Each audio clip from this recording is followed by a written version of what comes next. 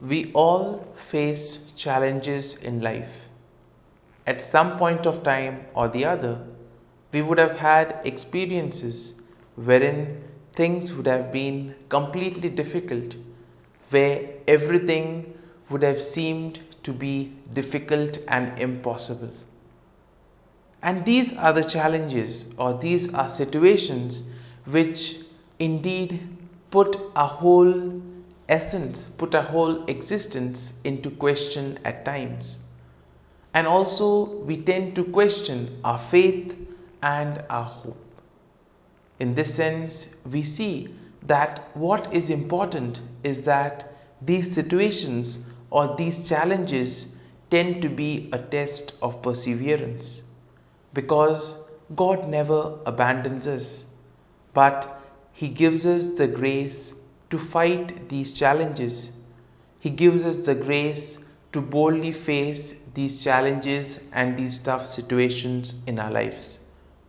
Today, as we celebrate the feast of Our Lady of Sorrows, we see that Mary also boldly and bravely faced the challenges that came in her life.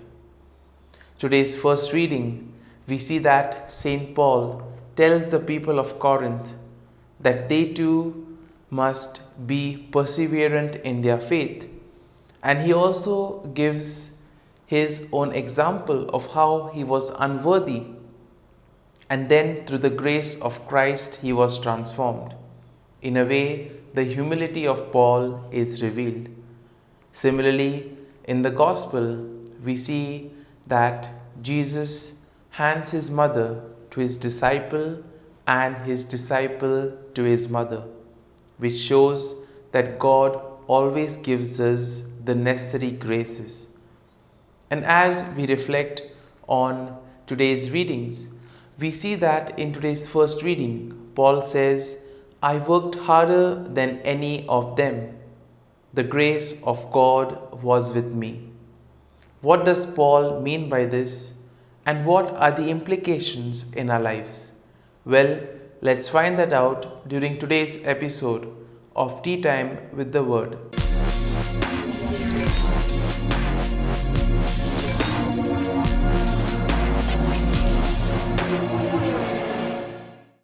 But before we can begin our reflection, let us take a look at the readings for Thursday in the 24th week in Ordinary Time.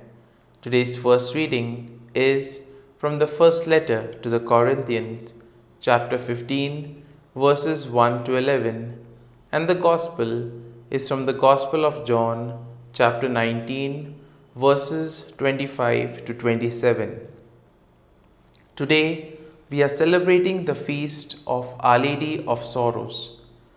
Now, the 7 sorrows of Mary could be reflected today, and we see that reflecting on these 7 sorrows of Mary also give us an insight into her life, and at the same time also gives us the courage and the encouragement to face our own challenges in life, just as Mary did with the grace of God.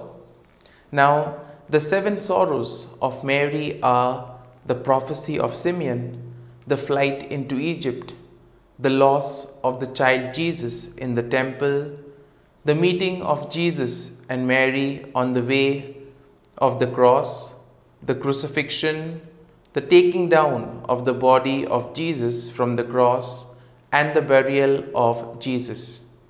Now, the disposition of Mother Mary in her sorrowful moments conveys a message that we should not run away from the difficult situations in our lives, but we must remain patient and face them courageously with the grace of God, just as she did.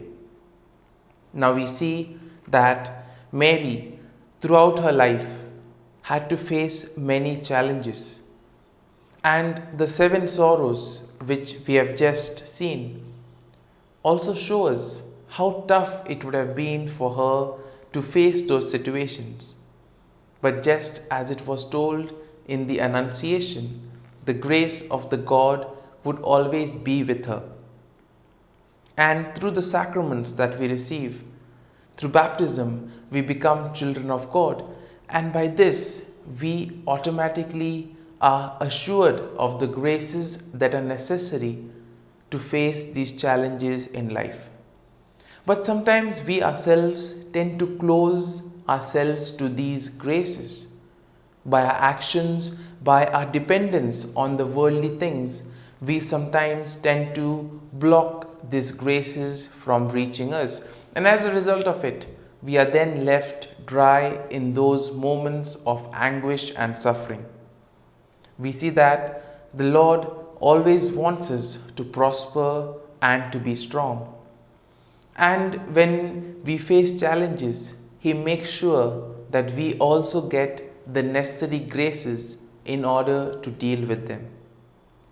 And therefore, when we speak about reliance on God, when we speak about hope in God, it does not mean that we will never face any challenge in life.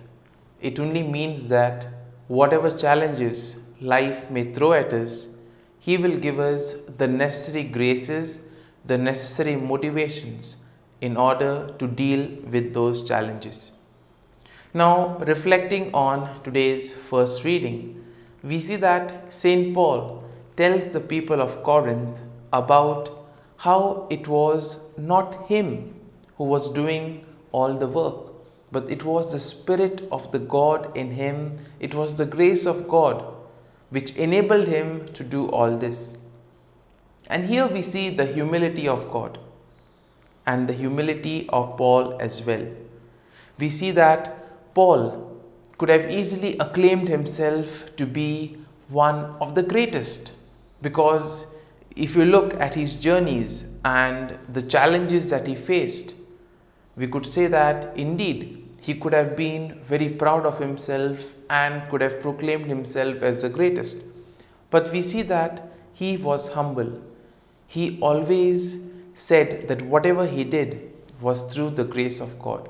And here we see that the conversion experience of Paul had a very big implication on all of this. In today's first reading, he tells the people of Corinth that he does not consider himself to be called an apostle, but still he does everything with the zeal. And therefore this transformation that he experienced during his conversion made a big impact in his life. Similarly, all of us at some point of time or the other would have faced such experiences. And these experiences transform us and bring out the best in us.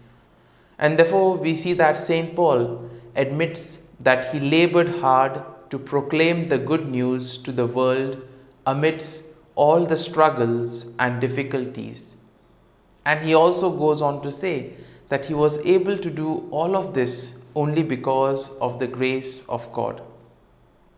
And thus, this is an invitation for all of us as well, that when we face challenges in life, we must place our faith and trust in God, knowing fully well that He will always be there for us and that He will give us the graces necessary to deal with these challenges. In today's Gospel passage, we see that Mother Mary is handed over to His beloved disciple, which is again a sign that God's grace will never leave Mary unaided. As we are living in the world of crisis and temptations, it is very essential for each and every one of us to be filled with God's grace so that everyone could be peaceful. In today's world, we see that it is easy to get distracted with all the material things, with all the material temptation that the world throws at us. And during this time, it is important for us to be focused, because if we are not attentive, if we are not connected to Jesus, we can easily miss out on the graces that the Lord gives us. And therefore, we see that being filled with God's grace does not mean that we will no longer have any problems in life. But as we saw earlier, it is a promise that His grace will give us the strength to deal and face all those challenges. And as we reflect on today's readings, let us reflect on the life of Mary. And just as Mary was able to place her faith and trust in God, just as Mary was able to face those challenges in her life, let us ask the Lord for the same grace that we too may be able to boldly face the challenges in our lives and that we may be ever more rooted and grounded in His love. Amen.